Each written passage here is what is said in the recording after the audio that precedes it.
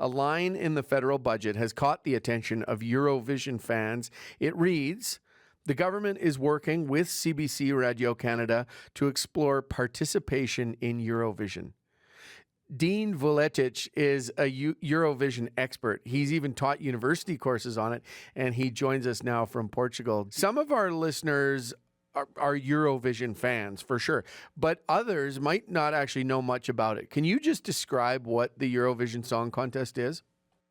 This is a song contest. It's Europe's biggest cultural event, and it sees entries competing against each other under the names of countries for the best song. Now, it's organized by the European Broadcasting Union, which is an association of national public service broadcasters from across Europe and the Mediterranean Rim, and it started in 1956. It's been held annually ever since. Okay, so I appreciate that you said it's Europe's biggest cultural kind of happening every year. That's significant. Now, Canada, we're not in Europe, to put it to state the obvious, is hinting that we may want in. What do you think of that idea? Well, I think as far as Europeans are concerned, Canada has a very good image in the European Union among European citizens. But I think it's more about Eurovision and the character of Eurovision. That is the question here. Now, Australia was admitted in 2015, and that's the precedent that a lot of those who support Canada's entry in Eurovision look to. But the Australian case is very different. Australia has a tradition of broadcasting Eurovision since 1983. It really is an exception. But when it comes down to it, this is very much a European event. Like I said, it's the biggest cultural event uniting Europeans, and to have another global expansion of Eurovision, I think really does bring that into question. So it's going to be up to the European members of Eurovision to decide whether they really want to go global with this. So you expect there would be some hot debate over whether to allow Canada to participate? I think there will be some debate. Now, the hot debate right now is whether Israel should continue to participate in Eurovision. This is because Israel is included, as I mentioned earlier. The European Broadcasting Union also includes broadcasters from the Mediterranean Rim, so some North African and Middle Eastern states. Israel is there too. It has been participating since 1973, but that participation has been very controversial in recent years due to the war in Gaza. And there is going to be a vote next month by members of the European Broadcasting Union as to whether Israel should continue to participate. So this is the hot topic in Eurovision right now, not Canada's entry. And there is so much division in Eurovision right now regarding Israel's participation that we really have to wait and see what the status of the contest will be after this vote in December.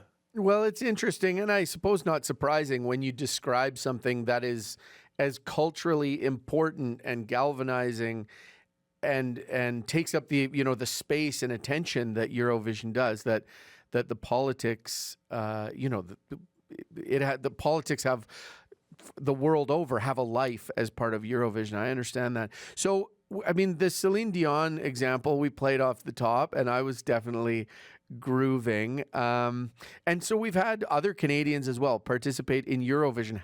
How does that happen? Well, there's no rule saying that nationals have to represent countries. In Eurovision, non-nationals can as well. And this is why Celine Dion was able to represent Canada in, Switzerland in 1988 and win the contest as the first Canadian to do so. Yeah. It's a huge star maker, right? Like ABBA, is ABBA a product of the Eurovision contest?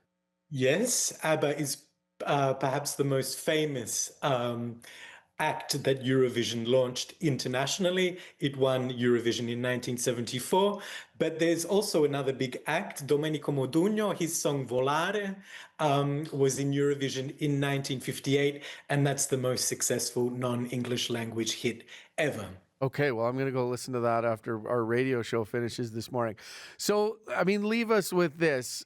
How likely do you think it is that Canada gets in? And maybe it's Maybe it's in a year, maybe it's in 3 years, maybe it's in 5 years. But, for people that are hanging on your every word here, wanting to be part of it, what do you think our chances are?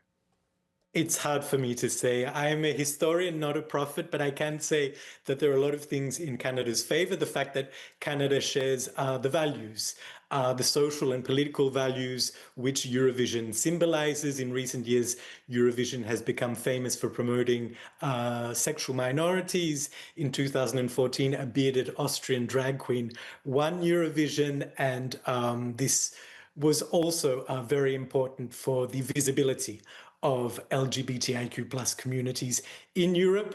So when it comes to such political and social values, inclusion, diversity, democracy, Canada certainly ticks all of the boxes. What it doesn't have is the tradition of broadcasting Eurovision, so the fan culture around Eurovision that we saw, let's say, in Australia just before Australia entered in 2015. And a lot will depend on factors that will not be determined Right. by Canada itself, such Yeah. as this debate over Israel, as well as the fact as to how global Eurovision really should Yeah. go at a time when Europe really needs this event to bring it together.